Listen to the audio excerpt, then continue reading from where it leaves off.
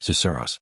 En 1884, Londres entró aseguraba que Arthur Montgomery, el noveno Duque de Wycliffe, tenía un mecanismo de relojería en el lugar donde debería estar su corazón.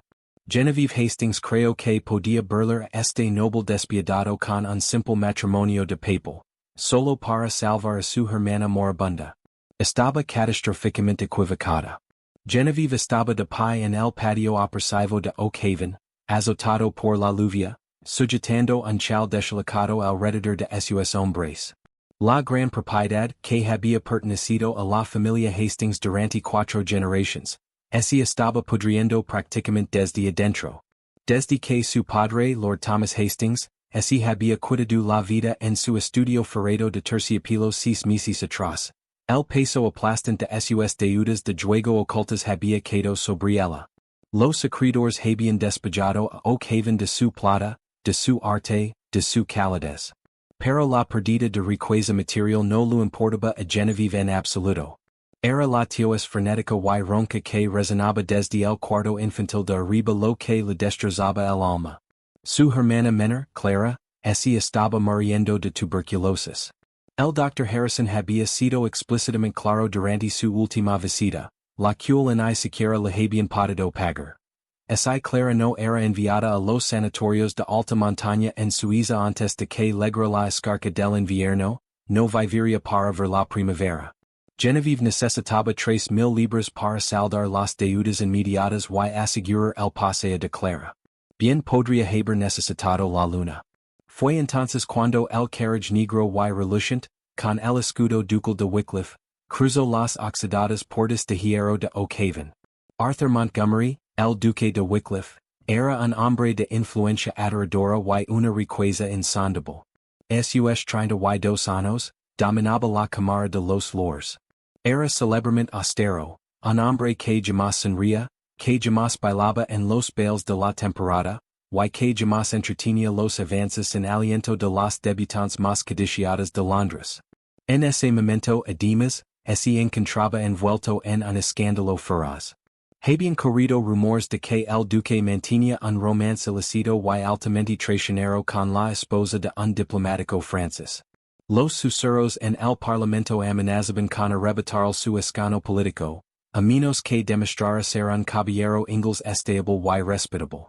Necesitaba una esposa aristocrática y impecable, y la necesitaba de inmediato. Genevieve se sentó frente a él en el salón helado y despojado de su hogar. Arthur Montgomery era un hombre de rasgos aristocráticos afilados y ojos del color de un océano invernal, pálidos, insondables y completamente helados. No perdió el tiempo con cortijas. Sacó un documento impecable de su portafolio de cuero y lo deslizó sobre la mesa de caoba. Los términos son simples, Lady Genevieve. La voz de Arthur era un arrasta aristocrático bajo, que exigía obediencia absoluta. Usted necesita fondos para salvar a su hermana y rescatar el nombre degenerado de su familia. Yo necesito una esposa que esté a mi lado en los eventos públicos y silencie los tediosos chismes de la aristocracia. Estaremos casados exactamente 2 años. Usted residirá en mis propiedades, lucirá las joyas de mi familia, y representará el papel de una duquesa devota. Genevieve se quedó mirando el pesado pergamino. Y a cambio, continuó Arthur, su mirada firme, saldar las deudas restantes de su padre. Establecer un fideicomiso de 50,000 libras a su nombre. Y lo más importante. Mi médico personal escoltará a Clara a la mejor instalación médica de Ginebra mañana mismo por la mañana. Su cuidado será subsidiado por completo durante el resto de su vida.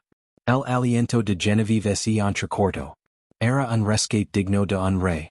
Era la salvación. Pero su orgullo aristocrático la hizo dudar. Un matrimonio solo de nombre, excelencia. Debo tener su palabra sobre eso. No ser una verdadera esposa para un hombre al que no amo. La expresión de Arthur no cambió, aunque una sombra extraña y imperceptible parpadeó en sus ojos azul pálido. Señaló con un dedo enguantado la parte inferior de la pagina. Lea la cláusula 4, Lady Genevieve. Ella se inclinó, sus ojos recorriendo la caligrafía elegante. Cláusula 4. Ninguna intimidad física será esperada, solicitada o exigida por ninguna de las partes. El matrimonio permanecerá estrictamente platónico, con habitaciones separadas mantenidas en todas las residencias. Un alivio agudo y abrumador la inundó. Era una transacción de negocios. Nada más. Tomó la pesada pluma fuente de oro que él le ofrecía. Su mano tembló levemente mientras firmaba su nombre, atando su vida al hombre más temido de toda Inglaterra. La boda se celebró 3 días después en St. George's, Hanover Square. No hubo flores, en hay himnos alegres, en hay familiars llorando de emoción. Genevieve vestía un vestido de seda marfil prestado, que es esencia más como una armadura que como un vestido de novia. Arthur estaba de pie a su lado, vestido de negro absoluto, una fortaleza impenetrable de hombre. Cuando el arzobispo los declaró marido y mujer, Arthur no levantó su velo. Simplemente le ofreció el brazo, su contacto ardiendo con un calor inesperado y abrasador a través de la tela de su manga. Este hecho, murmuró suavemente guiándola por el pasillo vacío. Genevieve asintió, aferrando su ramo de rosas blancas tan fuerte que las espinas se clavaron en sus palmas. Claria iba en tren hacia Suiza. Las deudas habían desaparecido. Ella había sobrevivido.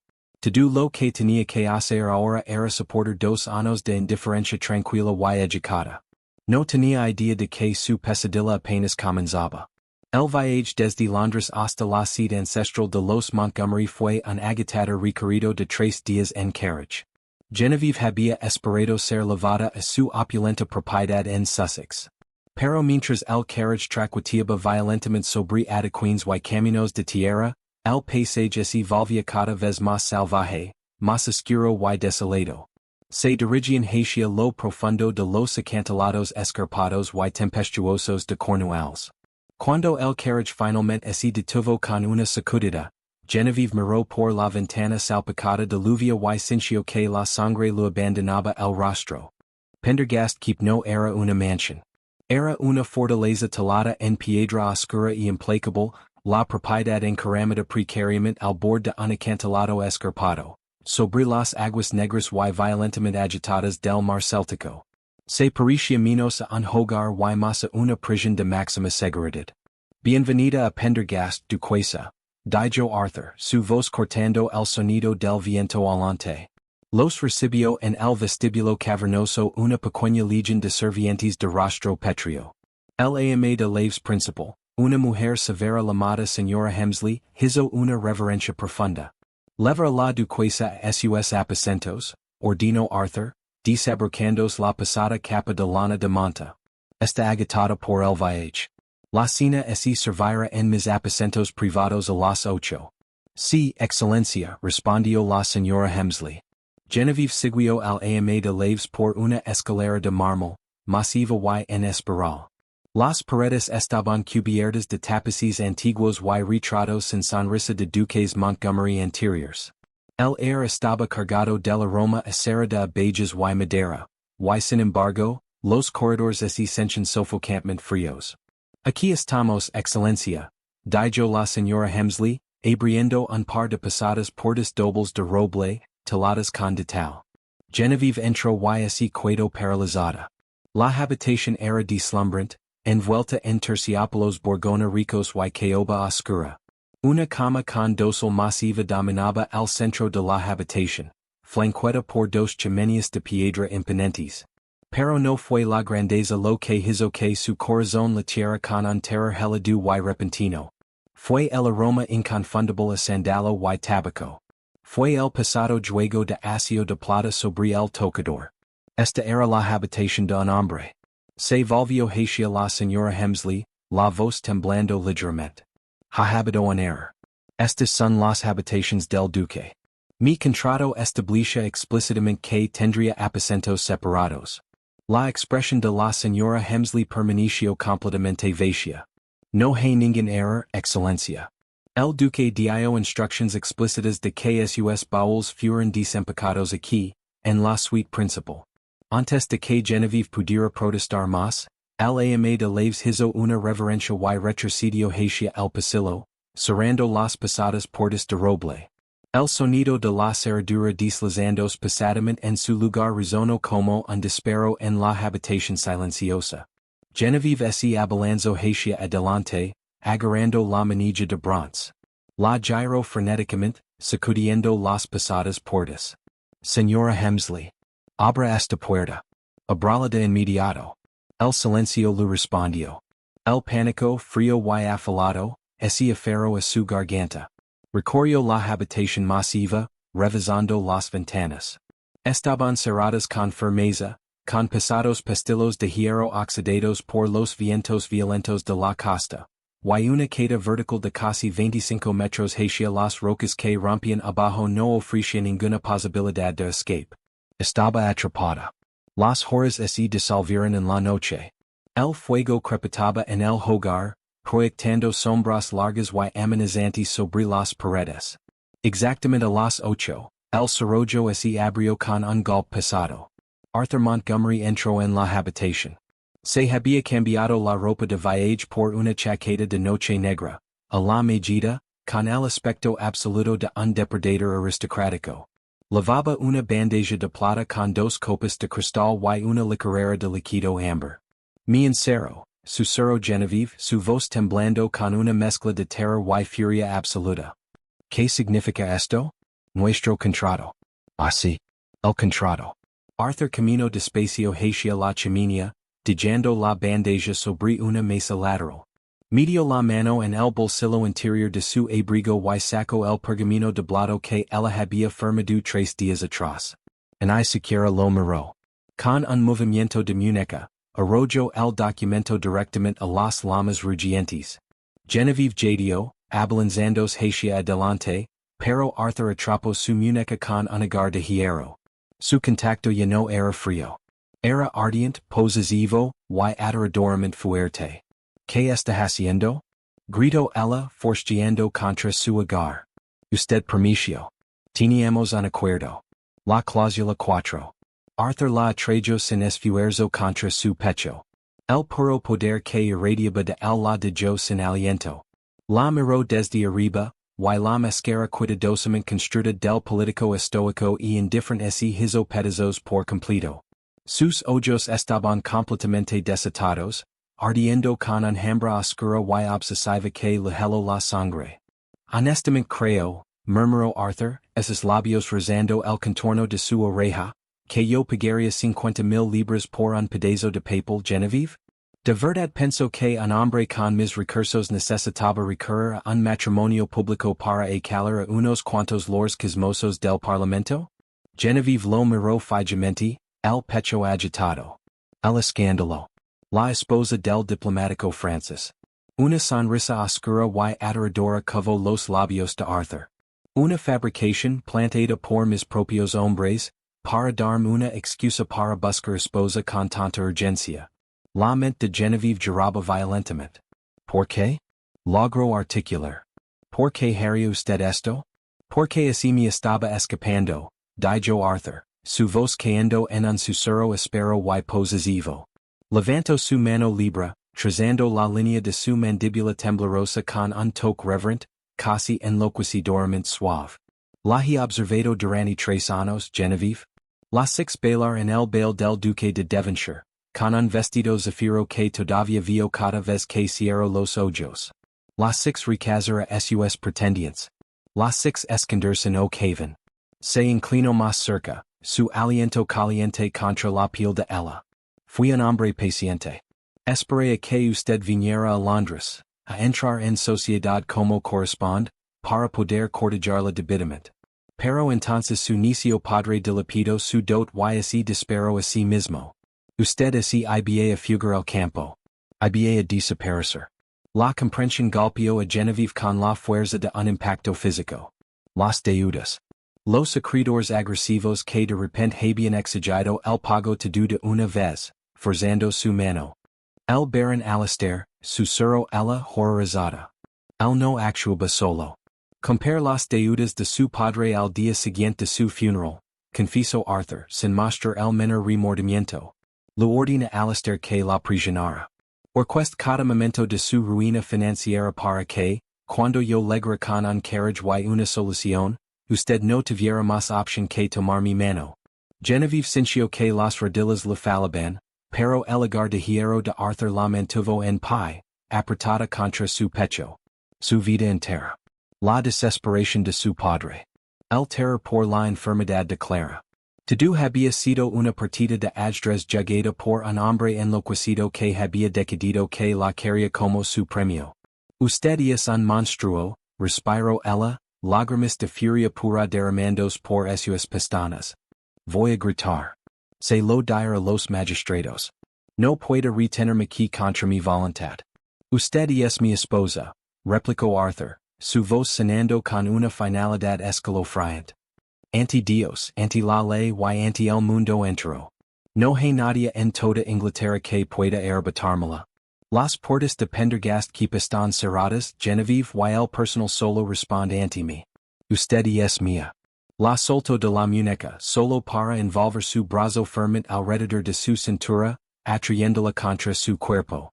No hay ningún matrimonio falso. Nunca lo hubo. Dormirá en mi cama. Lavará mis hijos. Y será mi verdadera esposa en todo sentido de la palabra. Y no saldremos de esta habitación hasta que usted lo acepte. Durante 7 días y 7 noches, la suite principal de Pendergast que se convirtió en un campo de batalla de voluntades. Genevieve no loro en I tampoco se acabado. La revelación de la manipulación aterradora y obsesiva de Arthur había quemado su miedo, dejando atrás solo una furia endurecida, cristalina. Arrastró un pesado diván de caoba hasta la puerta del vestidor contigua, atrincarándose dentro cada noche. Arthur lo permitió. No forzó la puerta, en I levantó una mano violenta contra ella. En cambio, libró una guerra de desgaste psicológico, sofocándola con su presencia implacable y magnética. Tomaba sus comidas con ella en la suite. Leía sus despachos parlamentarios junto al fuego. Sus ojos azul pálido rastreando cada uno de sus movimientos con la paciencia depredadora de una serpiente enroscada. La calmo de exhibiciones deslumbrantes de riqueza. Vestidos de seda parisina, pesadas joyas de diamantes, novelas de primera edición. Genevieve las ignoraba todas tercamente, usando el mismo vestido de día gris en silo hasta que los puños comenzaron a deshilacharse. No puede matarme de hambre hasta quitarme la cordura, Arthur, espero ella la octava noche mirándolo fijamente al otro lado de la gran mesa del comedor puesta para dos. No soy una yegua premiada a la que hay que domar. Arthur bajó lentamente su copa de cristal con claret. No deseo domarla, Genevieve. Deseo protegerla. El mundo fuera de estos muros es caótico, traicionero y cruel. Asegurar la vida de su hermana, y ahora he asegurado la suya. Reteniéndome como rehén, lo corrigió ella con dureza. Manteniéndola fuera del fuego cruzado, corrigió el su propio tono, cayendo en un registro áspero y peligroso. Se puso de pie, caminando lentamente hacia el lado de la mesa donde estaba ella. Usted me cría un monstruo por mis métodos, pero no comprende los depredadores políticos de Londres.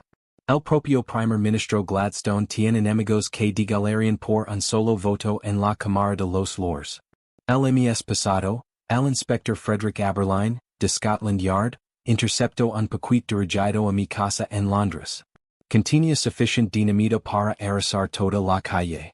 Genevieve se quedó paralizada, el aliento atrapado en su garganta. El inspector Aberline era una figura legendaria, célebremente reservada. Si él estaba involucrado, la amenaza era devastadoramente real. Arthur se inclinó, sus nudillos apoyando sobre la mesa mientras la atrapaba en su mirada intensa y sofocante. Mis rivals políticos, hombres como Lord Harrington, saben que no se me puede sobornar, comprar ni intimidar. Han estado buscando una debilidad que explotar. Si la hubiera cortejado abiertamente en Londres, usted habría sido un blanco.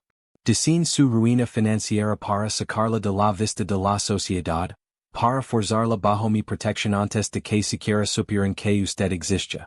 La convertí en duquesa en las sombras para poder traerla a mi fortaleza. Usted destruyó mi vida, susurró ella, la voz temblando con emociones contradictorias. Destruí una ilusión frágil, canto el con suavidad, levantando una mano para apartar un rizo suelto de su mejilla. Su contacto envió un escalofrío involuntario y traicionero por la espalda de Genevieve. Y le di un imperio a cambio. Aquí está segura. Siempre lo estará. Antes de que Genevieve pudiera formular una respuesta, las pesadas puertas de roble de la suite resonaron con golpes frenéticos y rítmicos. Excelencia. La voz de la señora Hemsley se filtró a través de la madera gruesa, tensa con un pánico sin precedentes. Perdón la intrusión, Excelencia, pero es urgent. El carriage de Lord Harrington acaba de traspasar las puertas inferiores. Lo acompañan 6 hombres armados que afirman tener una orden real para auditar los registros de embarque naval de la propiedad. El rostro de Arthur se endureció en una máscara de furia asesina y pura. La obsesión romántica se desvaneció, reemplazada instantáneamente por el despiadado Duque de Wycliffe. Se enderezó, ajustando los puños con precisión escalofriante. Han venido a buscar la debilidad, murmuró Arthur mirándola hacia abajo. Metió la mano en su bolsillo y sacó una pesada lave de bronce, arrojándola sobre la mesa. Cierra la puerta detrás de mí. No la abra para nadie más que para mí. Si los hombres de Harrington intentan forzar esta habitación, disparíos a través de la madera. Señaló hacia la repisa de la chimenea, donde descansaba un revólver banado en plata, cargado junto al reloj. No espero su respuesta. Arthur salió de la habitación a grandes zancadas, cerrando las pesadas puertas de un golpe tras él. Genevieve se quedó sentada en el silencio ensordecido, mirando fijamente la lave de bronce. Por primera vez en más de una semana, las puertas estaban sin lave. Arthur había estado tan consumido por la amenaza repentina que había dejado la lave en el lado de ella de la cerradura. Su corazón latía salvajemente contra sus costillas. Esta era su oportunidad. Tomó una capa oscura de terciopelo del armario, deslizó el revólver en su bolsillo, y abrió con cuidado las pesadas puertas de roble. El corredor estaba desierto. El personal, presumiblemente, había sido convocado a los salones inferiores para lidiar con la llegada de Harrington.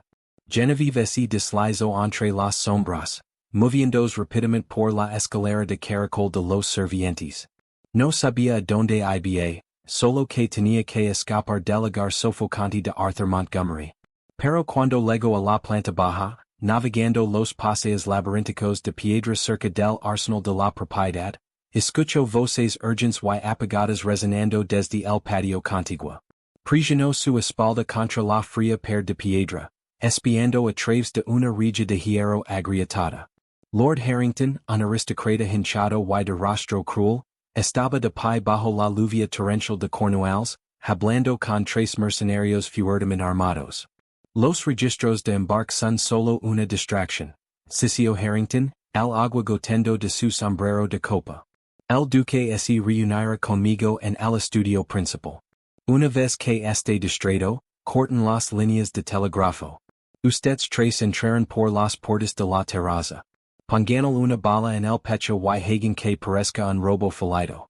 Si de verdad ha escondido aquí a una nueva esposa, matenla ella también. No digan testigos que pueden disputar el título. La sangre de Genevieve se heló. Esto no era una maniobra política. Era un asesinato. Podía correr. El sendero hacia los túneles de contrabando del acantilado estaba a apenas unos metros. Podía desaparecer en la noche de tormenta, asegurar un paseo a Francia con los diamantes que en ese momento descansaban sobre su tocador, y reunirse con Clara en Suiza. Arthur moriría y ella sería una viuda rica y libre. El hombre que la había manipulado, atrapado y forzado a casarse sería barato de su vida. Dio un paso hacia la salida. El viento alaba, la mandala hacia la libertad. Pero cuando su mano tocó el frío pestillo de hierro de la puerta de escape, una imagen agonizante destelló en su mente. Arthur protegiéndola de la verdad del mundo. Arthur, cuyo contacto ardiente no guardaba solo obsesión, sino una necesidad desesperada y fracturada de protegerla a toda costa. Era un monstruo sí, pero era su monstruo. Genevieve apretó su hogar sobre el revólver de plata en su bolsillo. Ludio la espalda a la salida y correo hacia el estudio principal. Los relámpagos iluminaron los grandes salones de Pendergast keep mientras Genevieve corría por los corredores. Irrumpió en la antesala justo cuando los tres mercenarios rompían el cristal de las puertas de la terraza, abalanzándose hacia el estudio privado del Duque. Arthur! Gritó Genevieve, alzando el pesado revólver con ambas manos. Apretó el gatillo. El estallido ensordecido del disparo resonó contra las paredes de piedra. Uno de los mercenarios gritó, sujetándose el hombro mientras trastabilaba hacia atrás. Arthur giró en redondo, los ojos abriéndose en pura conmoción al ver a su esposa cadáver de pie en la puerta, con un arma humante en las manos. Pero su distracción fue un error fatal. El segundo mercenario alzó su rifle y disparó. Arthur lanzó un granido agudo y sin aliento cuando la bala lo atravesó el costado. Se derrumbó contra el escritorio de caoba, pero el instinto letal de un depredador acorralado tomó el control. Con velocidad cegadora, sacó su propia arma oculta del abrigo y disparó dos veces, derribando instantáneamente a los dos atacantes restantes. La habitación cayó en un silencio mortal, roto solo por el rugido de la lluvia afuera y la respiración áspera y húmeda de Arthur. Se deslizó hacia abajo por el frente del escritorio, la mano presionando contra la mancha oscura que florecía rápidamente sobre su camisa blanca. Arthur! Genevieve dejó caer el arma y corrió a su lado, arrancándose la capa para presionarla con violencia contra la herida. Sus manos temblaban resbaladizadas con la sangre de él. Era. Que alguien nos ayude. Arthur sujetó su muñeca, su fuerza desvaneciéndose rápidamente. Sus ojos pálidos buscaron el rostro asustado de ella, un asombro profundo y agónico cruzando sus facciones afiladas. No Hugh, logró Decker tosiendo un salpicón de sangre. Las puertas estaban sin llave y usted así quedó. No habla, hombre necio, celoso Genevieve aplicando más presión. No puedo morir. Se lo prohíbo. ¿Me escucha? Se lo prohíbo. Un fantasma tenue de sonrisa tocó sus labios pálidos antes de que sus ojos se pusieran en blanco y perdiera el conocimiento. Las siguientes 48 horas fueron un borrón de servientes gritando, telegramas frenéticos, y el olor penetrante del éter. El cirujano local trabajó incansablemente para extraer la bala, pero la fibra de Arthur se disparó peligrosamente alto. Genevieve nunca abandonó su lado.